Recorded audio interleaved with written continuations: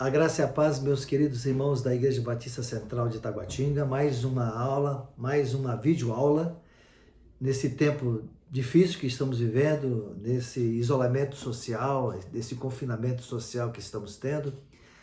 Vemos que no Brasil está tendo muitos problemas com esse vírus, esse Covid-19, mas estamos enfrentando e Deus tem abençoado o seu povo nesse contexto de crise, dessa pandemia que se encontra o mundo, o Brasil e o mundo. Mas estamos agora na nossa 13ª aula e eu gostaria que nesse momento possamos estar pensando naquilo que Deus tem feito nas nossas vidas, e esta aula é muito importante. Nós já estudamos umas aulas importantes, a arte de permanecer casado, né? A consequência do divórcio, nós estudamos também. Agora, a aula passada com o irmão Luiz Washington, a arte de permanecer casados. E agora vamos à 13ª aula, espiritualidade na família ou santidade na família, que seria também a mesma coisa. E o texto que nós vamos estar lendo se encontra Atos dos Apóstolos, que é o texto básico, Atos dos Apóstolos, capítulo 16, e nós vamos ler dos versículos 31 e 32, que diz assim: Eles responderam: creia no Senhor Jesus, e você será salvo, você e toda a sua casa. E pregaram a palavra de Deus ao carcereiro e a todos os que faziam parte da casa dele.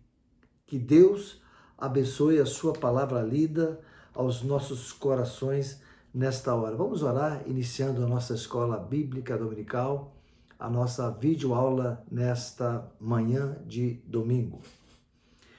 Soberano Deus, Pai de graça e de misericórdia, nós glorificamos o teu santo nome, nós te exaltamos porque o Senhor é bom. Obrigado, Senhor, por mais uma oportunidade de estarmos reunidos, ó Deus, como povo de Deus, como famílias do Senhor, estudando a tua palavra neste dia. Eu quero te pedir, Pai Santo, Pai amado, que o Senhor possa estar abençoando todas as famílias da Igreja Batista Central de Taguatinga. Que o Senhor possa estar abençoando, Deus, cada casal. Que o Senhor possa estar abençoando cada família, cada filho, ó Pai, em nome de Jesus. Estamos, ó Deus, nesses momentos passando no Brasil, momentos difíceis, mas nós cremos que o Senhor está no controle. Nós cremos que o Senhor sabe de todas as coisas. E nós temos a certeza e convicção que o Senhor estará abençoando o seu povo, porque o Senhor cuida dos seus. E nós cremos nisso. Cremos que o Senhor manifesta todos os dias o seu cuidado, a sua graça sobre as nossas vidas. E nós te louvamos e nós te pedimos, abençoa, Pai amado, nosso estudo desta manhã. Que tudo que será falado nesta manhã, que o teu nome seja glorificado, exaltado para a glória de Cristo Jesus, que nós oramos. Amém. Amém? Espiritualidade na família. Esse é o texto básico lido de Atos 16, versos 31 e 32. O autor, ele inicia a sua lição fazendo algumas perguntas para nós, que é importante nós fazermos também para os irmãos nessa hora. Há espiritualidade em sua família? Ele faz outras perguntas. O que é espiritualidade e como isso se aplica à família? Ou seja, esses questionamentos do autor da nossa revista, nós vamos fazer uma reflexão nesta manhã, pensando nessas 3 perguntas. Há espiritualidade na família? O que é espiritualidade e como isso se aplica à família? Então, a primeira coisa que nós vamos estudar sobre o que é espiritualidade, né? A resposta a essa pergunta não é simples de responder. Apenas ir à igreja, participar de suas atividades, não faz com que uma família seja espiritual. Então, espiritualidade não é apenas a prática, ou a pessoa é espiritual ou não é. Antes de mostrar exteriormente a característica que devemos desenvolver em nossa vida. E a primeira coisa que nós precisamos pensar sobre o que é espiritualidade, ou seja, o autor ele vai dizer que todo santificado é alguém espiritual. E todos os crentes são chamados santos, porque nós fomos regenerados pelo Espírito Santo de Deus, fomos alcançados pela graça do Senhor, e a evidência de que nós somos espirituais é que quando a pessoa se converte a Jesus, ela recebe o selo do Espírito Santo de Deus. É o que diz o apóstolo Paulo na carta aos Efésios, capítulo 1, versículo 13. Vós que ouviste o evangelho, vós que tendes ouvido o evangelho e nele crido, fostes selados com o Espírito Santo da promessa. E o mesmo apóstolo, no capítulo 8 de Romanos, ele vai dizer: se alguém não tem o Espírito de Cristo, este tal não é dele. Ou seja, então todo cristão é espiritual. Para ser crente, para ser um salvo, para ter a vida transformada pelo poder de Deus, então ele é espiritual. Então, todo santificado é alguém espiritual. E espiritualidade é a mesma coisa de santidade. Ou seja, espiritualidade é um sinônimo para espiritualidade é santidade. Ou seja, um sinônimo para espiritualidade é santidade. Então nós temos que entender isso.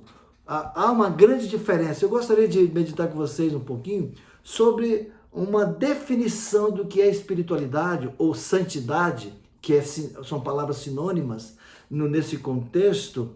Então ele diz o seguinte, Gruden, na sua teologia sistemática, ele diz assim, santificação ou espiritualidade é uma obra progressiva da parte de Deus e do homem que nos torna cada vez mais livres dos pecados e semelhantes a Cristo em nossa vida presente. Então vou repetir, santificação é uma obra progressiva da parte de Deus e do homem que nos torna cada vez mais livres do pecado e semelhantes a Cristo em nossa vida espiritual. E há uma diferença entre justificação e santificação. Então, o Gruden dele faz uma tabela específicas, diferentes, para mostrar a diferença entre justificação e santificação. Então ele diz, justificação, posição legal de todo crente. Santificação, condição interna do crente. Justificação é de uma vez por todas. Isso é justificação. Santificação continua por toda a vida. Justificação, obra inteiramente de Deus. Santificação, nós cooperamos, né? O cristão coopera com a sua santificação. Justificação, perfeita nessa vida, somos declarados justos. Por isso que o apóstolo Paulo, em Romanos 8, verso 1, diz, né? Se alguém está em Cristo, nenhuma condenação há para os que estão em Cristo Jesus. Romanos 8, verso 1. Né? Se alguém está em Cristo, né? Romanos 8, verso 1, nenhuma condenação há para os que estão em Cristo Jesus. Então, justificação é perfeita nessa vida. Santificação, não perfeita nessa vida. Somos justificados nos nossos pecados, como diz Paulo em Colossenses, capítulo 2, verso 14. Todo escrito de dívida que nos era contrário foi removida de nós e foi cravada na cruz do Calvário. Ou seja, Deus, lá na cruz do Calvário, pagou toda a nossa dívida, passada, presente e futura. Então, todos os nossos pecados foram cancelados. Ou seja, então é a perfeita nessa vida porque nós fomos vestidos com a justiça de Cristo, por isso que nós somos aceitos na família de Deus, por isso que nós somos salvos, porque o Senhor olha para nós, Ele não vê as nossas obras, porque as nossas obras são imperfeitas. Ele vê a obra perfeita de Jesus, por isso que nós somos salvos. Então, justificação perfeita nessa vida, santificação não perfeita nessa vida, justificação a mesma em todos os cristãos. Todos os cristãos, eles tiveram a sua vida justificada em Cristo pela fé, não pelas obras, pela fé. E diz também o Gruden, santificação maior em alguns do que em outros. Essa é a grande diferença. Na justificação, a mesma em todos os cristãos. Na santificação, infelizmente, muitos são mais santificados do que outros, porque buscaram uma vida na presença de Deus. Então, meus queridos, espiritualidade é a mesma coisa de santidade. Então, todos os salvos são santificados e, obviamente, espirituais. Ser espiritual não significa desprezar o mundo físico e viver uma forma de vida abstrata, mas é viver de acordo com a salvação que recebeu. Um salvo não sofre transformação física no momento da conversão, mas ganha uma mudança no espírito. Ou seja, espiritual é alguém que tem o espírito transformado por Jesus Cristo. Amém, meus queridos? Então, essa é a mensagem que nós vemos aqui na nossa revista, que é muito importante. Mas nem todo espiritual tem uma vida profunda diante de Deus. Nem todo aquele cristão que foi alcançado, foi justificado pela fé, muitos cristãos não tiveram uma vida assim progressiva na santificação. Por isso, todo cristão precisa desenvolver sua espiritualidade. O apóstolo Paulo fala muito bem isso na carta aos Filipenses, capítulo 2, versículo 12. Desenvolvei a vossa salvação com tremor e temor. Ou seja, crescei na graça, como diz Pedro, crescer na graça e no conhecimento do nosso Senhor e Salvador Jesus Cristo. E é interessante, meus irmãos, sabemos que santificação, espiritualidade e salvação não aumentam de tamanho ou de volume, o que significa desenvolver a espiritualidade. Nós temos um exemplo na palavra do Senhor, um exemplo até mesmo assim negativo, mas que é de suma importância nós meditarmos, que está na carta aos Hebreus, capítulo 5. Hebreus, capítulo 5, você pode acompanhar em sua casa, abrindo a palavra do Senhor, na carta aos Hebreus, capítulo 5, que eu gostaria de meditar com vocês, a palavra do Senhor, que diz assim: a esse respeito, verso 11, Hebreus capítulo 5, verso 11, diz assim: a esse respeito temos muitas coisas que dizer, e difíceis de explicar, porquanto vos tendes tornado tardios em ouvir. Pois, com efeito, quanto devíeis ser mestres, atendendo ao tempo decorrido, tendes novamente necessidade de alguém que vos ensine de novo quais são os princípios elementares dos oráculos de Deus. Assim vos tornastes como necessitados e não de alimentos, necessitado de leite e não de alimento sólido. Ora, todo aquele que se alimenta de leite é inexperiente na palavra da justiça, porque é criança. Mas o alimento sólido é para os adultos, para aqueles que pela prática têm as suas faculdades exercitadas para discernir não somente o bem, mas também o mal. Ou seja, o autor aos Hebreus escreve a carta a um grupo de irmãos que foram alcançados pela graça do Senhor, e ele faz uma exortação e uma repreensão dizendo para aqueles irmãos que pelo tempo que eles haviam sido alcançados pela graça do Senhor, pelo Evangelho do Senhor Jesus Cristo, eram para ser mestres na palavra, mas eles eram criança, porque eles não exerceram, eles não exercitaram, eles não desenvolveram a sua salvação, eles não tiveram um processo de santificação da presença do Senhor. Então nós precisamos desenvolver a nossa vida espiritual, devemos ter um relacionamento cada dia mais profundo com Jesus, porque o Senhor, ele quer fazer isso.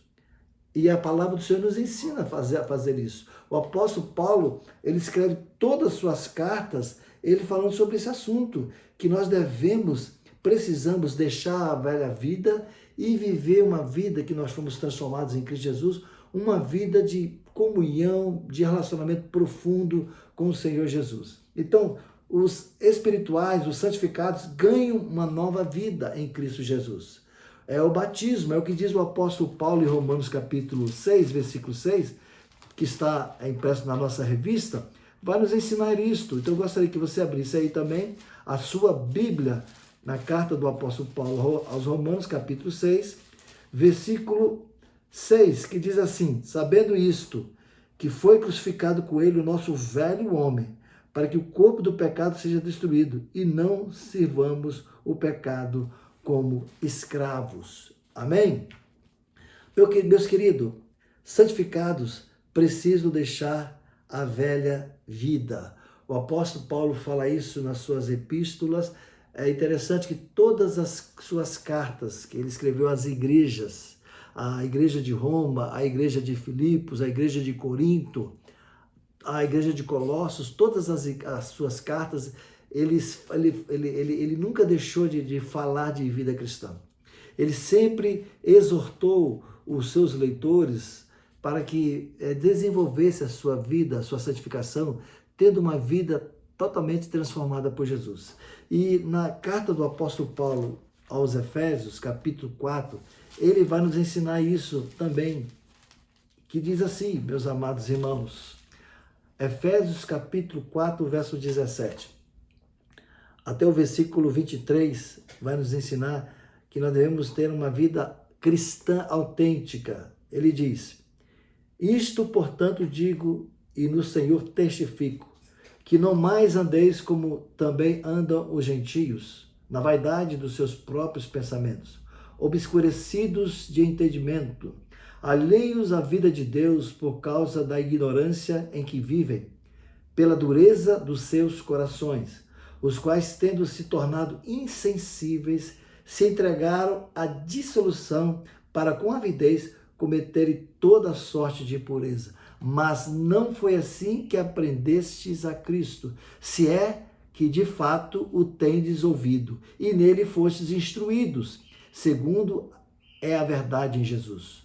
No sentido de que, quanto ao trato passado, vos despojeis do velho homem, que se corrompe segundo as suas concupiscências do engano, e vos renoveis no espírito do vosso entendimento. O verso 24 vai dizer assim: e vos revistais do novo homem, criado segundo Deus, em justiça e retidão, procedentes da verdade. Aí depois ele vai começar a falar do verso 25, até o capítulo 5, meus amados irmãos, até o versículo 17 do capítulo 5, ele vai falar sobre vida cristã, sobre a nossa postura diante da sociedade, diante da família, no trabalho, a nossa vida como deve ser neste mundo. Então, todos os santos, todos os santificados, todos os que foram alcançados pela graça do Senhor, todos os espirituais em Cristo Jesus, precisam deixar a velha vida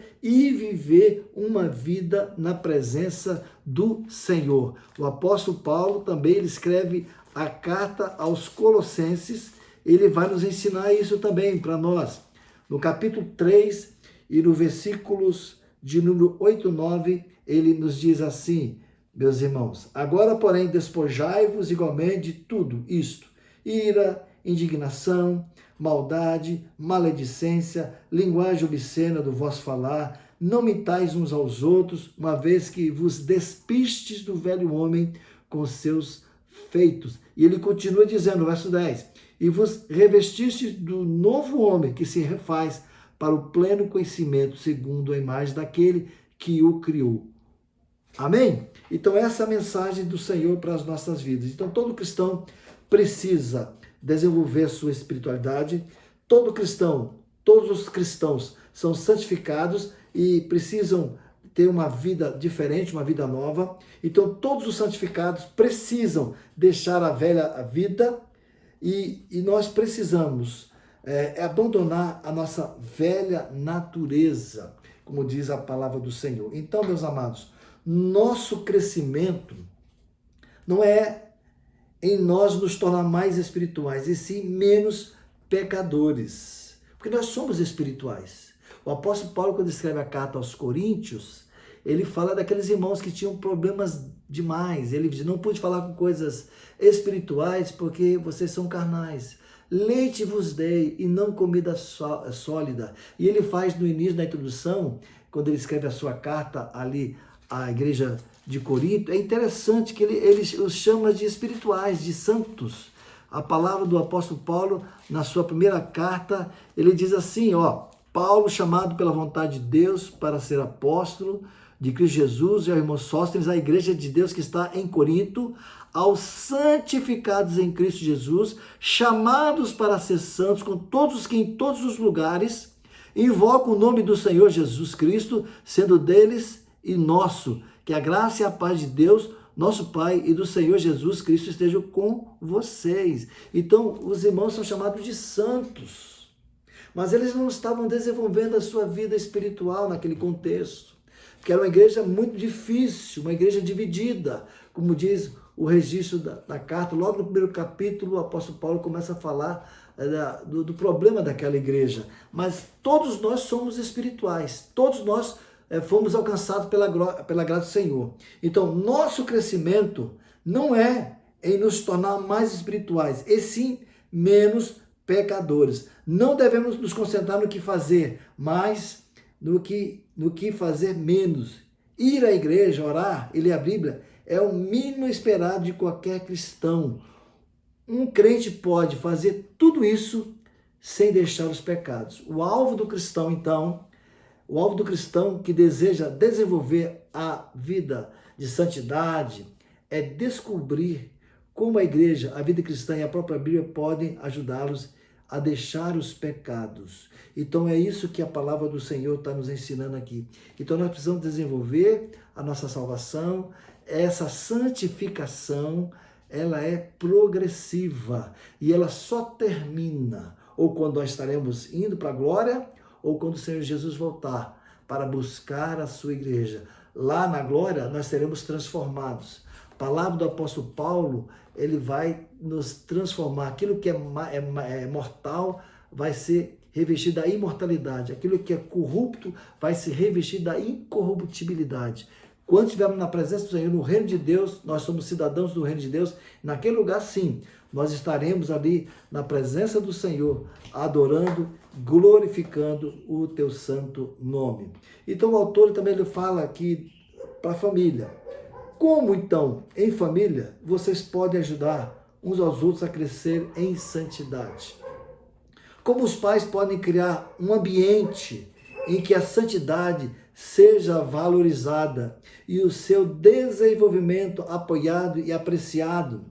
Então, na nossa lição de hoje, ele vai falar de um tema muito interessante, crescimento espiritual para a família. O crescimento espiritual, o abandonar a velha natureza e buscar viver como Cristo são atividades pessoais e individuais do crente. Sendo assim, se aplica a todos os âmbitos da vida. Aqui nós vamos aplicar, meus queridos, o conceito exclusivamente para a família. Nesse contexto que nós estamos vivendo de pandemia, onde nós temos que ficar maior tempo na nossa casa, então nós temos que desenvolver a nossa vida espiritual com os nossos filhos. Devemos progredir espiritualmente, de maneira individual, mas também com relação ao nosso cônjuge, com relação aos nossos filhos. Devemos ter uma vida familiar santificada diante do Senhor. Por isso que o tema da lição é santidade na família, ou espiritualidade na família, ou santidade na família. Então a família precisa de santidade. Nós precisamos viver uma vida consagrada diante do Senhor. E é interessante, meus amados irmãos, que a família precisa crescer também, né? Devemos buscar a presença do Senhor. E é interessante que o autor aqui ele fala, e é o texto básico que nós lemos, que leve a santidade, leve a espiritualidade para casa. Nós vemos aqui um contexto muito bonito dessa carta de Paulo, e aqui no livro de Atos, quando ele fala que ele estava em Filipos, pregando o evangelho naquela região, e eles foram presos porque uma mulher que tinha um espírito imundo, que dava muitos lucros ao seu senhor, fazia muita adivinhação. Então, isso, o apóstolo Paulo, ele vê aquilo lá e diz o verso 18, isso se repetiu por muitos dias. Então, Paulo, já indignado, né, Voltando-se, disse ao espírito: em nome de Jesus Cristo, eu ordeno que você saia dela. E ele, na mesma hora, o espírito saiu. E o verso 19 diz, de Atos 16, quando os donos da jovem viram que se haviam desfeito a esperança do lucro, agarraram Paulo e Silas e os arrastaram para a praça, à presença das autoridades. Levando-os aos magistrados, disseram: esses homens, sendo judeus, perturbam a nossa cidade, propagando costumes que não podemos aceitar, nem praticar, porque somos romanos. Então a multidão se levantou unida contra eles, e os magistrados, rasgando-lhes as roupas, mandaram açoitá-los com varas. E depois de lhes darem muitos açoites, os lançaram na prisão, ordenando ao carcereiro que os guardasse com toda a segurança. Este recebendo tal ordem, levou-os para o cárcere interior e prendeu os pés deles no tronco. Agora começa a história de dois homens de Deus vivendo uma vida pregando o evangelho, sendo perseguidos por causa do evangelho.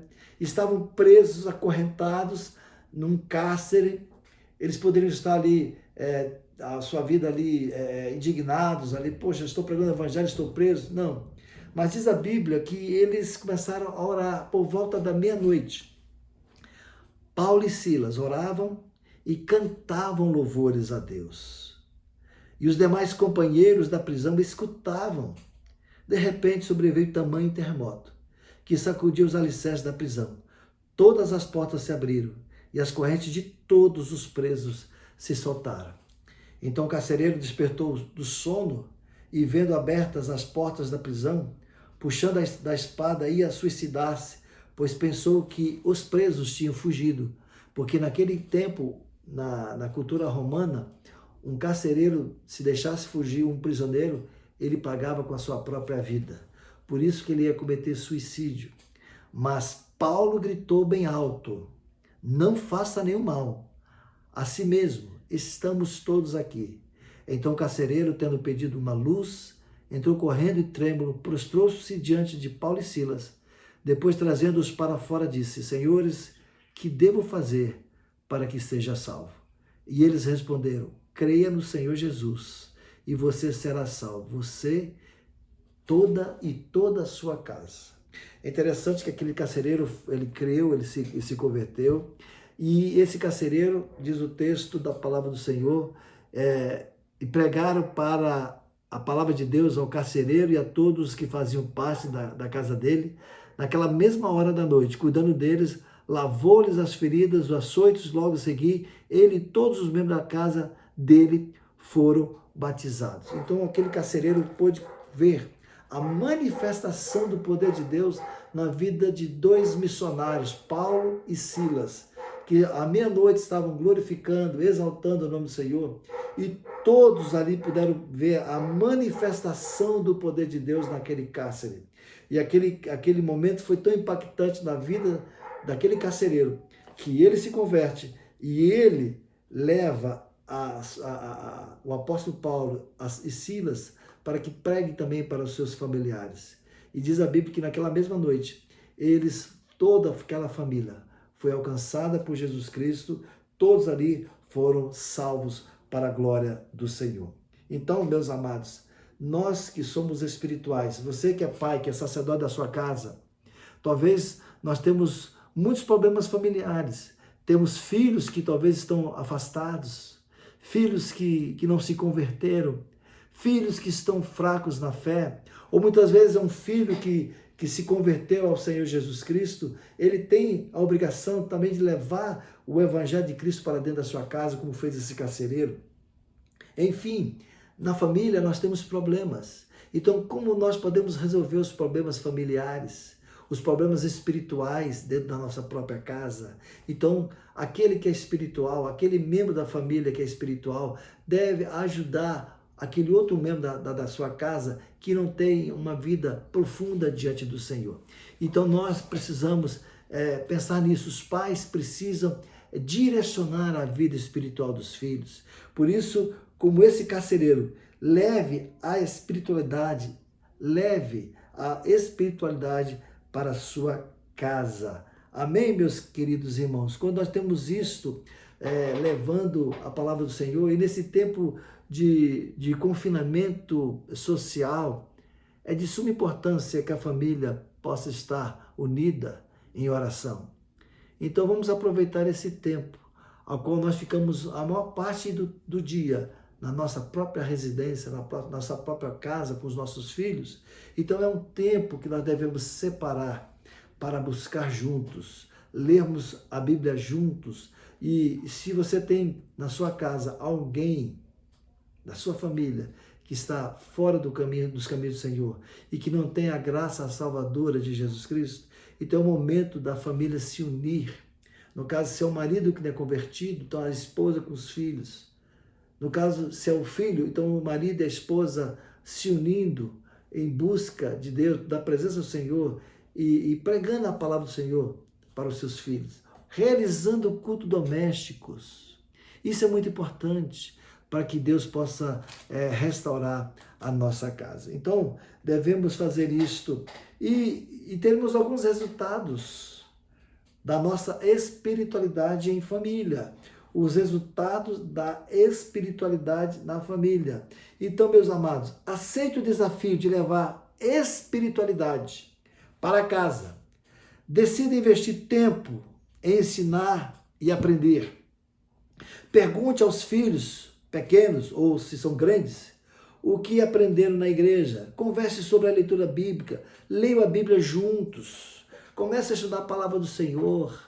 E as pessoas dizem que não tem tempo. Nós temos tempo, sim.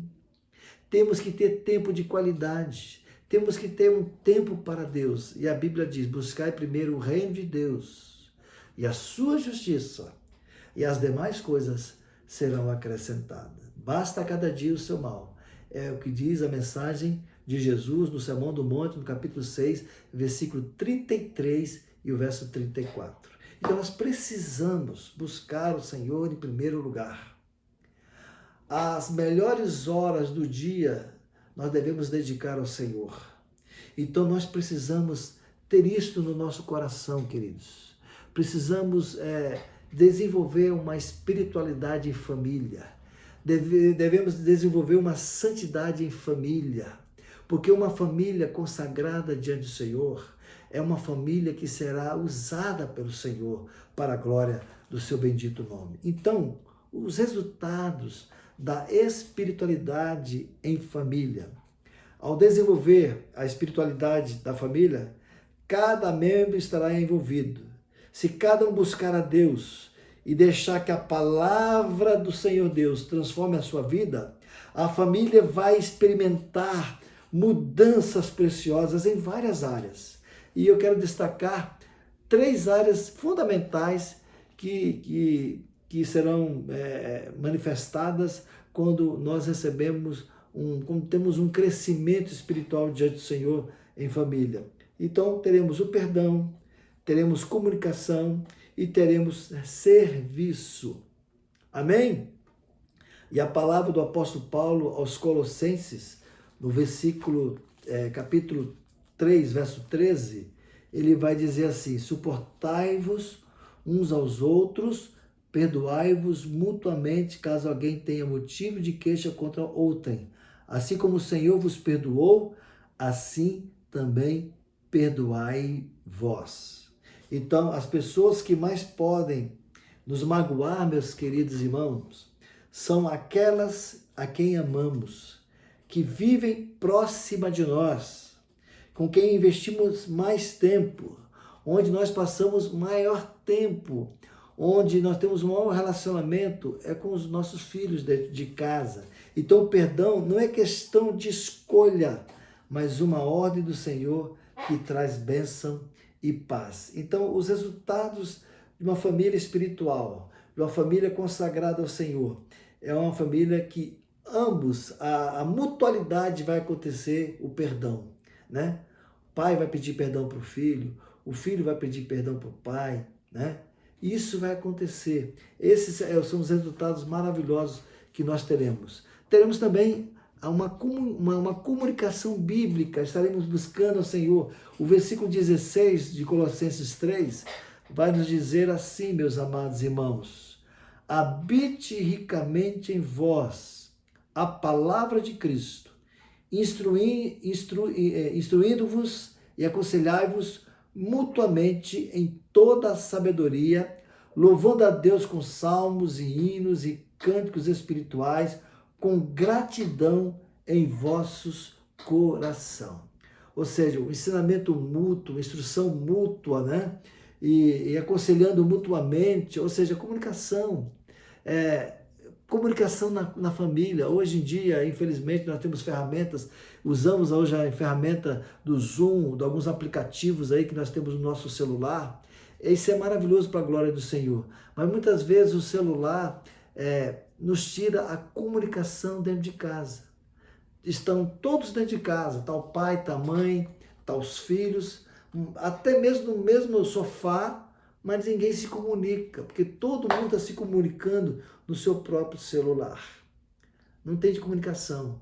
Mas quando a família busca uma santificação, quando a família busca oração, onde todos os membros dessa família começam a orar e a compartilhar a palavra do Senhor, e o Espírito Santo de Deus começa a manifestar, como manifestou de maneira sobrenatural na vida de Paulo e Silas quando estavam presos, como diz o texto das Escrituras, por volta da meia-noite, Paulo e Silas oravam e cantavam louvores a Deus, e os demais companheiros de prisão escutavam. De repente sobreveio tamanho terremoto que sacudiu os alicerces da prisão.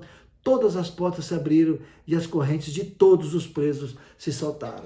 Então, quando a família busca o Senhor, quando a família, toda a família, pai, o esposo, a esposa, os filhos, se prostram diante do Senhor, realizam o seu culto doméstico, começam a buscar e a colocar em família, ou seja, compartilhar as suas lutas, as suas dificuldades, o pai compartilhando as suas dificuldades com seus filhos, a esposa com seu marido e com seus filhos, os filhos com seus pais. Então, tudo isso acontecendo, essa comunicação, Deus vai manifestar o seu poder. A família vai experimentar o agir de Deus, o sobrenatural de Deus, a graça de Deus sobre a sua vida. Então, a comunicação se tornará uma coisa natural quando existe santificação na família, quando existe uma família que se prostra diante do Senhor. Então, essa é a consequência.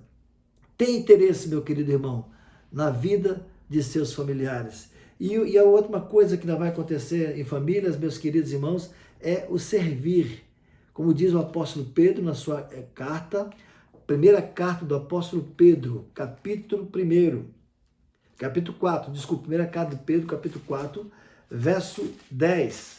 O apóstolo Pedro nos ensina: servir uns aos outros, cada um conforme o dom que recebeu, com bons dispenseiros da multiforme graça de Deus. Então, quando essa família está em oração, vivendo a santificação, o Senhor vai capacitar o pai, o esposo, a esposa, os filhos, e os dons do Espírito Santo serão manifestados nessa casa, e haverá essa multiforme graça de Deus no seio da família, onde essa família juntas poderão estar servindo a Deus em casa e principalmente na igreja e para este mundo perdido. Então, em algumas famílias, os membros têm dificuldade de ajudar e servir um ao outro, esperando que se pertencem à mesma família, cumpra obrigações permanentemente, traga o princípio de ser servo do outro para os integrantes do seu lar. Então, vai acontecer isso. Então, temos que buscar, temos que clamar a Deus, vamos servir uns aos outros, para que a multigraça de Deus, multiforme da graça do Senhor, venha sobre a nossa casa. Então, meus amados, esses são os resultados de uma família que busca uma espiritualidade, que busca uma santificação. E a santificação, ela é progressiva. Ela nunca será terminada neste mundo. Ninguém pode dizer: olha, cheguei na plenitude da minha vida consagrada diante do Senhor. Ninguém pode dizer isso. Nós vamos progredir cada dia e nunca seremos perfeitos nesse mundo, mas seremos melhores e Deus vai nos usar para a sua glória. Então, haverá perdão na família quando existe um crescimento espiritual, quando existe uma santificação na família, haverá perdão, haverá é comunicação e haverá serviço cristão, onde Deus pode usar a sua casa, a sua família, para que outras vidas sejam salvas para a glória do Senhor. Então essa é a nossa lição de hoje, que Deus possa estar nos abençoando e que Deus possa manifestar, meu querido irmão, a sua graça, a sua misericórdia sobre a sua vida. Vamos orar, encerrando assim a nossa aula. Obrigado, Deus, por estarmos na tua presença mais uma vez. Obrigado por esta lição tão importante, que o Senhor possa estar abençoando as famílias da Igreja Batista Central. Que o Senhor possa estar fortalecendo cada membro da família, cada pai, cada mãe, cada filho. Que o Senhor possa manifestar o seu amor, a sua graça, o seu poder sobre as famílias da nossa igreja. Deus, nesse tempo tão difícil que estamos vivendo, onde o índice de mortes do Covid-19 já ultrapassou de 13 mil pessoas e mais de 100 mil pessoas estão infectadas com esse vírus. Tem misericórdia do Brasil, Senhor. Tem misericórdia da tua igreja. Guarda teu povo e aqueles irmãos e irmãs que foram infectados, que o Senhor possa manifestar a sua graça, a sua libertação, a sua cura para a tua glória. Perdoa os nossos pecados, pois oramos em nome de Jesus. Amém. Que Deus te abençoe em nome de Jesus.